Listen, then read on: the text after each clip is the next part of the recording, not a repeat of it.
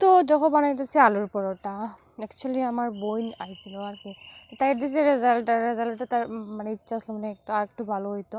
তো তাই খাওয়াইতে আসলো মিষ্টি, তাই তো খাইতে খাইতে শেষ। তো ভাবলাম চলো আমি তোরে বানাইয়া খাওয়াই। আমার বাবার বাড়ি যেহেতু বাইরের বিয়া করছে না, বউটো তো আর নাই যে খাওয়াইব, তাই বউ দিয়ে রান্না করে খাওয়াইব। আর মা তো এখন বয়স হয়েছে, তো ভাবলাম আমি বানিয়ে খাওয়াই। তো রেসিপিটা হয়েছে আলুটিরে প্রথম সিদ্ধ হয়ে লেছি, তারপরে ম্যাশ কইরা আর তেলের মধ্যে কালো জিরা ফোড়ন দিছি, আর একটু হলদি একটু জিরা পরিমাণ মতো আর কি, অল্প মরিচ আর গোলমরিচ দিয়া একটু লবণ দিয়া একটু ভালোটিকে ফ্রাই করে লাইছি।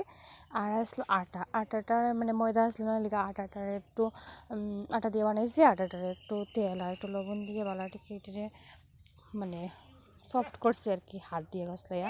তারপরে কুসুম গরম জল দিছি, দিয়ে সেটা আটাটারে ড্র করে আধা ঘন্টার মতো রাইখা দিছি।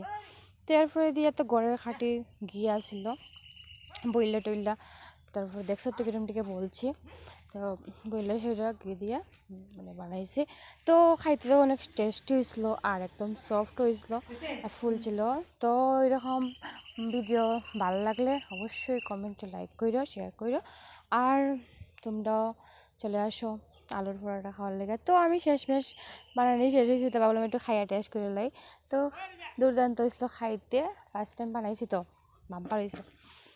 তো সবাইকে অনেক অনেক ধন্যবাদ, আগের ভিডিওতে অনেক অনেক লাইক কমেন্টের লেগে।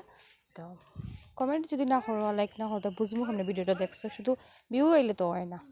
তো সবাই রে বাই, গুড ইভিনিং। তেরে বিনা তেরে